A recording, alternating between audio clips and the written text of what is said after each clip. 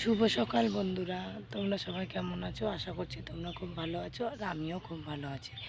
তো এখন বাজে হচ্ছে তোমার 7:15।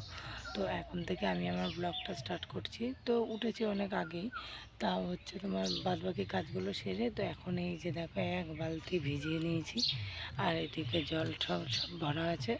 তো এখন কাপড়গুলো কেচে নিয়ে মেলে দিয়ে আসি আমি, তো আবার পরে কথা হচ্ছে। হয়ে গেছে আর এখন ছাদে যাচ্ছি মেলার জন্য। তো উফ, এতটা উঁচু তো হাঁপিয়ে যায়। তো ছাদে চলে এসেছি, কাপড়টা আমি মেলে নিই।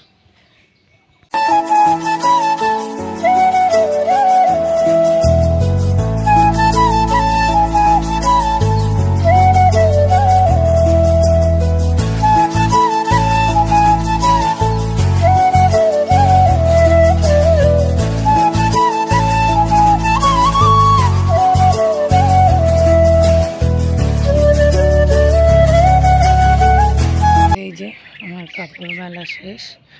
তো এখন আমি আর নিচের দিকে যাই, গিয়ে অন্যান্য কাজগুলো করতে থাকি। টাটা। তো কাপড় জামা মেলে আমি নিচে চলে এসেছিলাম, তারপরে হচ্ছে বাসি নাইটিটা পাল্টে নিয়ে তারপরে চলে গেছিলাম চা বানানোর জন্য। তো মাসি দেখছি আজকে হঠাৎ করে উঠে গেছে সকালবেলায়। তো সকালে উঠলো, তো উঠে বললো কি, যখন তখন 8টা বাজেছিল, তো বললো তো 8টা যখন বেজে গেছে তাহলে আর ঘুমাবো না, তো নে আমি দাঁতটা মেজে নিই, তাহলে তুই তাহলে চাটা বসা, তারপরে একবারে চাটা খেয়ে গল্প করে নেবো। তো তার মধ্যেও সেই চা করার আগে মাসি দাঁত মাজতে মাজতে আমি ছেলের ক্যানটা দিয়ে আসতে গেছিলাম। তো এসে চাটা খেয়ে গল্প করছি, এরপর রান্নার ওখানে যাব। তো ওইখানে ছিল পুঁই শাক, তো কালকে মাসি নিয়ে এসেছিলো পুঁই শাক। কালকে মাসি নিজেই গেছিলো বাজারে, আর যেহেতু আমার শ্বশুর নিজে সবজি বিক্রি করে, তার জন্য ওখানে গেছিলো। তো পুঁই শাক আর কুমড়ো নিয়ে এসেছিলো, তো আমি ওগুলো কেটে নিচ্ছিলাম। আর রান্নাটা মাসিই করেছিলো। তো পুঁই শাকটা খুব সুন্দর হয়েছিল খেতে, মাছের মাথা দিয়ে করেছিল।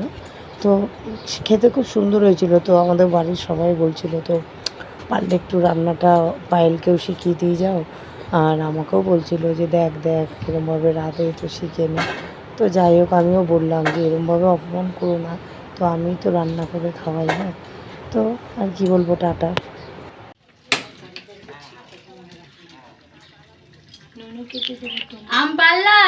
এটা এত বড় হবে? কি হলো ওর মুখের মধ্যে? ওই স্টেকটা লাগা। আরে না রে বাবা, কেসটা কি হচ্ছে, মুখটাকে পরিষ্কার করে না। এই মালটা গেছে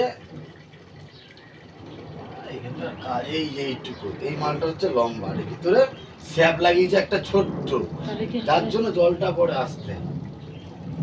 এর ভিতরে স্যাপটা একদম ছোট্ট। এটা হবে না, এই কাটতে হবে ভাই, এখান থেকে। কি ঝামেলা! এই কত সুন্দর এটা দেখতে না, এটা বাথরুমে বনগুলো পুরো দেখা যাচ্ছে।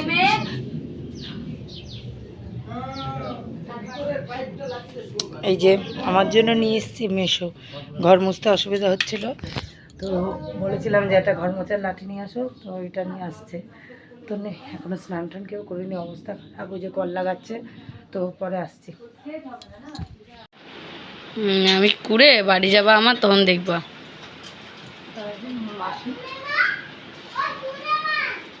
সেলফটা কোথায় রাখছো? বাইরে রোদে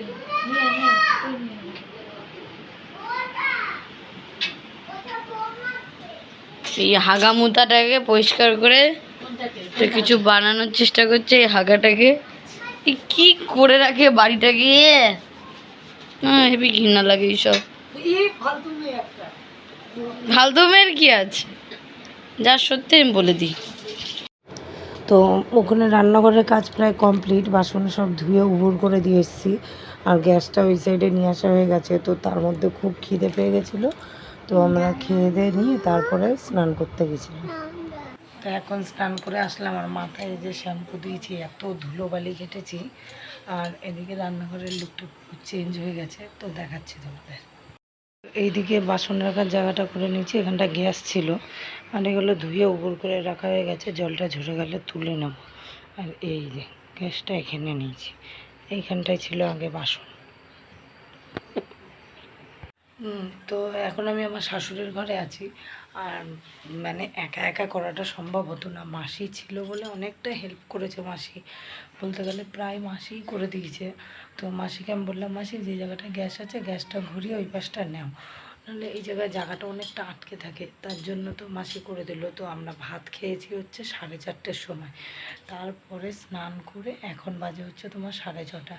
তো তারপরে আমি ঘরটা ঝাড় দিলাম, ঘর মুছলাম, উঠোন ঝাড় দিলাম, আর বাদ বাকি কাজগুলো মাসি সেরে তারপরে হচ্ছে স্নান করতে গেছিলো। তো স্নান করার আগে আমরা ভাতটা খেয়েছিলাম, তারপরে স্নান করেছিলাম, যেহেতু আরও দেরিতে খেলে তারপরে মাসির গ্যাস্ট্রিকের সমস্যা আছে, আরও গ্যাস হয়ে যেত।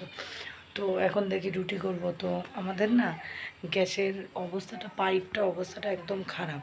তো মেশো ওইটা ঠিক করার জন্য গেছে, তো আসলে তারপরে গ্যাসটা লাগিয়ে তারপরে রুটি করবো, আর দেখি রাতে কী রান্না করি। তো আবার পরে আসছি। তো মেশো গেছিলো হচ্ছে তোমার ওই গ্যাসের পাইপ কাটার জন্য, সে ব্লেড আনতে, ওটাকে কি ব্লেড বলে ঠিক একটা মনে নেই, মেশো তখন বলছিল। তো আমি ভাবছিলাম মেশো ব্লেডটা আনতে আনতে ততক্ষণ আটাটা মাখিয়ে নিই। তো আটাটা আমি মাখিয়ে নিচ্ছিলাম, আর পিসি আছে ওইদিকে, দেখো আমার পিসি আসরে বসে। তো পিসির সাথে কথা বলছিলাম, তো গল্প করছিলাম পিসির মেয়েদেরকে নিয়ে, কেমন আছে কি না। তো মানে ওরাও খুব একটা আসে না, আর আমরাও যাওয়া হয় না। আর পিসিও প্রায় এই আসলো আবার 1.5 বছর পর, আমার 4 বছর বিয়ে হয়েছে, তো 2বার আসলো এই নিয়ে। তো ওই দাদুর শরীরটা ভালো না, তো দাদুকেই দেখতে এসেছিলো, আর আমার আটা মাখতে মাখতে মেশো চলে এসেছিলো। তো মেশো পাইপটা ঠিক করছিল, আর পাইপটা ঠিক করতে করতে হট করে মেশোর মানে পাইপের মানে ওই তারগুলো আছে না, সেই তারগুলো ঢুকে অনেকটা কেটে রক্ত বেরিয়ে গেছিলো। তো তখন আর ভিডিওটা ওর জন্য আমি করতে পারিনি। তো তোমরা দেখতে পারবে যে মেশোর পাইপে হাতটা লেগে, মানে তারটায় হাতটা লেগে কেরমভাবে কেটে গেছিলো। তো তোমরা দেখতে থাকো মেশো কী করে। বললাম জিআই কাটবো, তা কি বললো, এইটাই দিল। কি হলো না বলো, তুমি একটু ছড়া বলো। বলছো তারপরে তুমি একটু শোনা, চাঁদ উঠেছে ফুল ফুটেছে বলো। তো চাঁদ উঠেছে ফুল ফুটেছে, তারপরে পারে দাঁড়া, তারপরে বলো হাতি, বলো বলো হাতি নাচছে, তারপরে হাঁটি মাটিম টিম বলো। আমি চলে যাবো মানে আমার কোলে আসবা, তা বলো বলো হাট্টি মাটি হাই বলে না, ও এখন আর বলবে না। জিআই পায়ের কাছে তোমার চিনি খেয়েছি। কি হয়েছে? চিনি চিনি হ্যাঁ আমি তো বললাম যে মাছে চিনি দিতে বললো মেশো। তো আমাদের খাওয়া হয়ে গেছে, এখন বাসনগুলো বের করেছি, বাসনগুলো ধুয়ে নেব। তো আজকের ভিডিওটা আর বেশি বাড়াবো না। তো আজকের ভিডিওটা এই পর্যন্তই। ভালো লাগলে সবাই like share comment and subscribe করে দিও। তো টাটা, গুড নাইট। আজকে আর ছেলে নেই পাশে, ছেলে ওই ঘরে আছে, নাহলে ও বলতো আমার সাথে। টাটা।